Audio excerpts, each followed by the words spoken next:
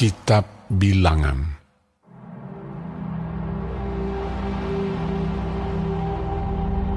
Tuhan berfirman kepada Musa di padang gurun Sinai dalam kemah pertemuan pada tanggal 1 bulan yang kedua dalam tahun yang kedua sesudah mereka keluar dari tanah Mesir. Hitunglah jumlah segenap umat Israel menurut kaum-kaum yang ada dalam setiap suku mereka. Dan catatlah nama semua laki-laki di Israel yang berumur 20 tahun ke atas dan yang sanggup berperang, orang demi orang.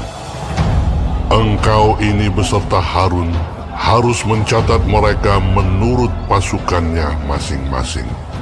Dari tiap-tiap suku harus ada satu orang yang mendampingi kamu, yakni orang yang menjadi kepala dari suku yang diwakilinya itu. Dan inilah nama semua orang yang harus mendampingi kamu.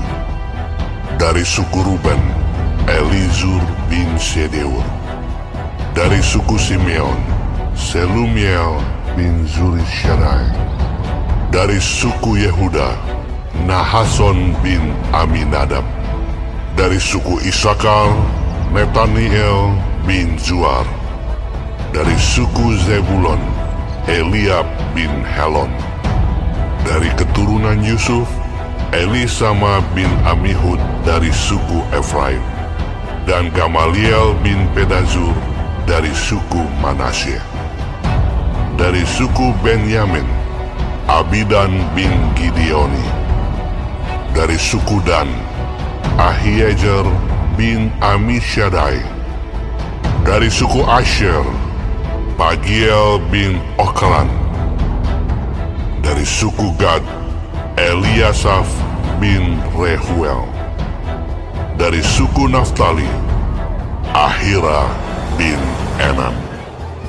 Itulah orang-orang yang dipilih dari umat itu, masing-masing sebagai pemimpin dari suku bapa leluhurnya.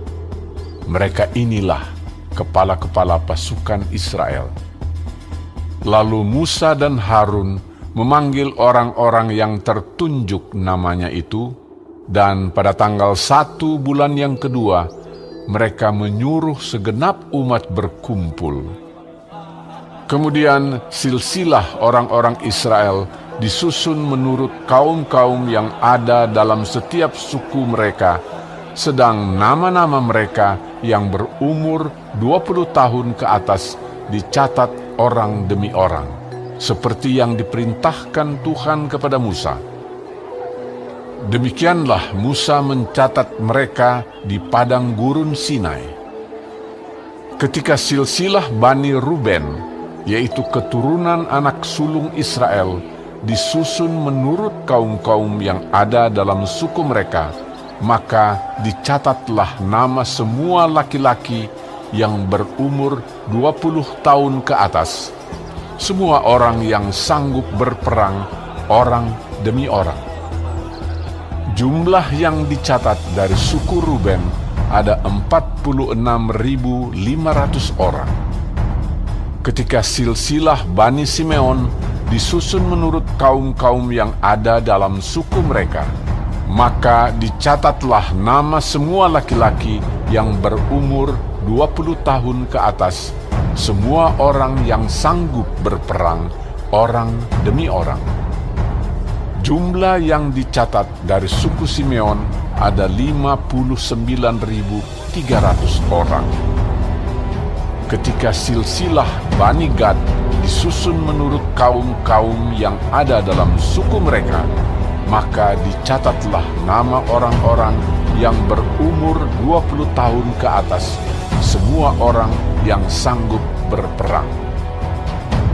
Jumlah yang dicatat dari suku Gad ada 45.650 orang.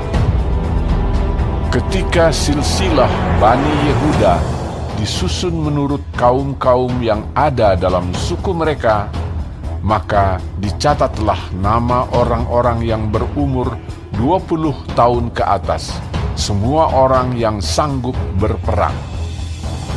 Jumlah yang dicatat dari suku Yehuda ada 74.600 orang. Ketika silsilah Bani Isakar disusun menurut kaum-kaum yang ada dalam suku mereka, maka dicatatlah nama orang-orang yang berumur 20 tahun ke atas, semua orang yang sanggup berperang. Jumlah yang dicatat dari suku Isakar ada 54.400 orang. Ketika silsilah Bani Zebulon disusun menurut kaum-kaum yang ada dalam suku mereka, maka dicatatlah nama orang-orang yang berumur 20 tahun ke atas, semua orang yang sanggup berperang. Jumlah yang dicatat dari suku Zebulon ada 57.400 orang. Mengenai keturunan Yusuf, ketika silsilah Bani Efraim disusun menurut kaum-kaum yang ada dalam suku mereka, maka dicatatlah nama orang-orang yang berumur 20 tahun ke atas, semua orang yang sanggup berperang. Jumlah yang dicatat dari suku Efraim ada 40.500 orang. Dan ketika silsilah Bani Manasye disusun menurut kaum-kaum yang ada dalam suku mereka, maka dicatatlah nama orang-orang yang berumur 20 tahun ke atas, semua orang yang sanggup berperang.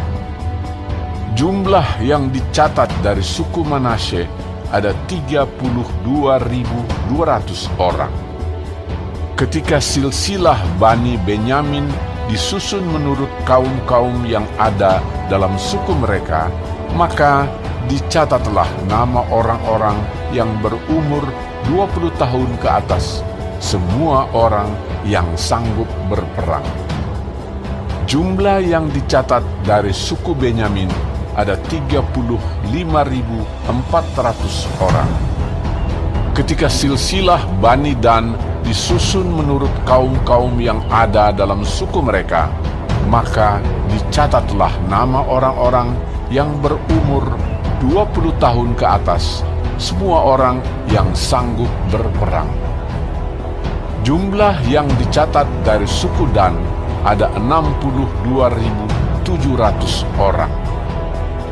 Ketika silsilah Bani Asher disusun menurut kaum-kaum yang ada dalam suku mereka, maka dicatatlah nama orang-orang yang berumur 20 tahun ke atas, semua orang yang sanggup berperang. Jumlah yang dicatat dari suku Asher ada 41.500 orang. Ketika silsilah Bani Naftali disusun menurut kaum-kaum yang ada dalam suku mereka, maka dicatatlah nama orang-orang yang berumur 20 tahun ke atas, semua orang yang sanggup berperang. Jumlah yang dicatat dari suku Naftali ada 53.400 orang. Itulah jumlah orang-orang yang dicatat oleh Musa dan Harun dan dengan ke-12 pemimpin Israel yang masing-masing mewakili sukunya. Jadi semua orang Israel yang dicatat menurut suku-suku mereka, yaitu orang-orang yang berumur 20 tahun ke atas dan yang sanggup berperang di antara orang Israel, berjumlah 603.550 orang.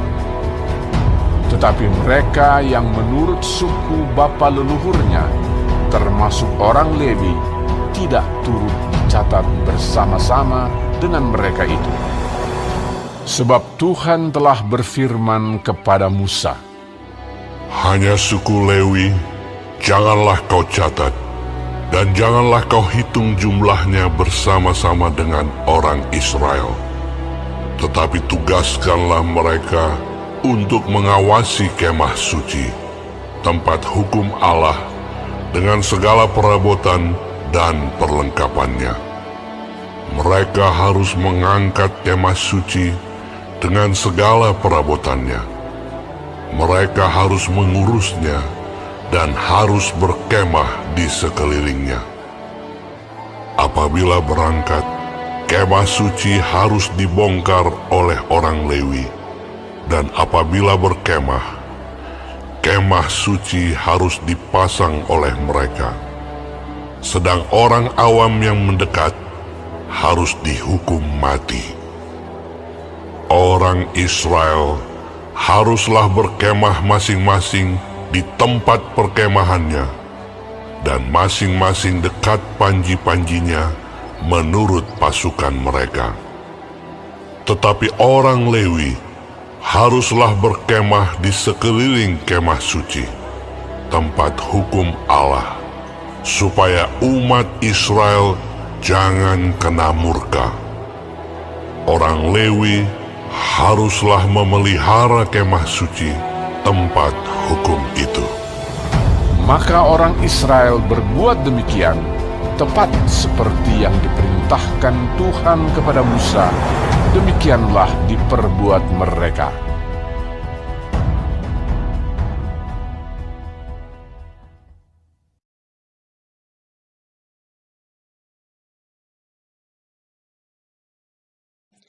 Shalom semua jemaat Tuhan, kembali kita di dalam pendalaman Alkitab Clear Sight.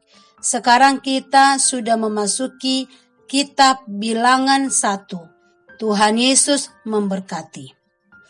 Di dalam ayat 1 dikatakan, Tuhan berfirman kepada Musa di padang gurun Sinai dalam kemah pertemuan pada tanggal 1 bulan yang kedua dalam tahun yang kedua sesudah mereka keluar dari tanah Mesir.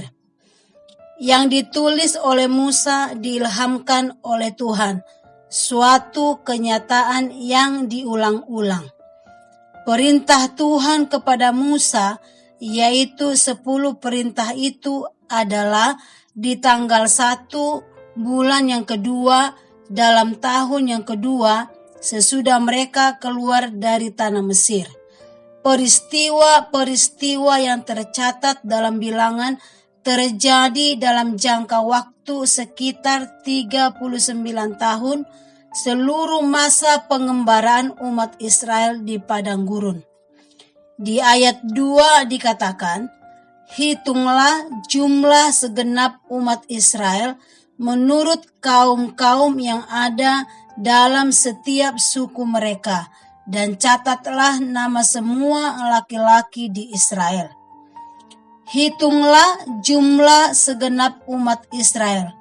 Adapun tujuan dari sensus ini adalah untuk mengorganisasi umat Israel untuk menjadi suatu bangsa dan bala tentara Allah. Ini menekankan bahwa setiap individu-individu atau pribadi sangat penting bagi Tuhan, dan setiap kegiatan bangsa itu harus diatur dan dipertanggungjawabkan sepenuhnya kepada Tuhan. Di ayat 46 dikatakan, berjumlah 603.550 orang. Ini masih jumlah laki-laki berusia 20 tahun ke atas, belum termasuk suku Lewi.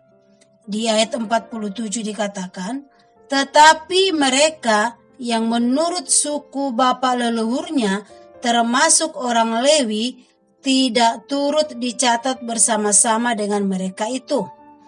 Dan diperkirakan bangsa Israel ketika itu berjumlah 2 juta jiwa, jumlah yang sangat banyak. Bisa kita bayangkan pemeliharaan Tuhan kepada bangsa Israel selama di padang gurun. Ini adalah suatu mujizat yang luar biasa. Di dalam Mazmur 78 ayat 26 sampai 28 dikatakan, Ia telah menghembuskan angin timur di langit dan menggiring angin selatan dengan kekuatannya. Ia menurunkan kepada mereka hujan daging seperti debu banyaknya, dan hujan burung-burung bersayap seperti pasir laut. Ia menjatuhkannya ke tengah perkemahan mereka, sekeliling tempat kediaman itu. Dan perkemahan bangsa Israel diatur dengan lingkaran dalam yang terdiri atas kedua belah suku lainnya, dengan 3 suku di setiap sisi kemah suci. Barisan mereka juga diatur sedemikian rupa, supaya mereka ketika tiang awan terangkat, mereka dapat langsung berjalan, dan ketika tiang awan turun, mereka dapat menemukan tempat untuk berkemah tanpa ada kekacauan. Alkitab mengajarkan organisasi bukan demi organisasi itu sendiri, tetapi demi kelancaran pekerjaan yang harus dilakukan. Kemah suci di tengah-tengah perkemahan melambangkan bahwa kehidupan bangsa itu dipusatkan hanya kepada Tuhan. Ia adalah Allah yang setia. Rencana Allah bagi Israel itu adalah rencana yang sangat terencana dan rapi. Allah sendiri yang memilih kepala-kepala pasukan Israel sebagai wakil masing-masing suku. Tidak ada satu hal pun yang luput dari perhatian Tuhan. Umat masa kini pun dapat menyaksikan akan pemeliharaan Tuhan atas hidup kita sehari-hari. Kita juga dipersiapkan sebagai pasukan Allah yang setiap waktu harus berperang melawan musuh-musuh Allah. Efesus 6 ayat 10-17 dikatakan. Kita akan baca di dalam ayat 13-nya saja. Sebab itu, ambillah seluruh perlengkapan senjata Allah, supaya kamu dapat mengadakan perlawanan pada hari yang jahat itu dan tetap berdiri sesudah kamu menyelesaikan segala sesuatu. Mari kita syukuri pemeliharaan Tuhan atas hidup kita. Amin. Tuhan Yesus memberkati.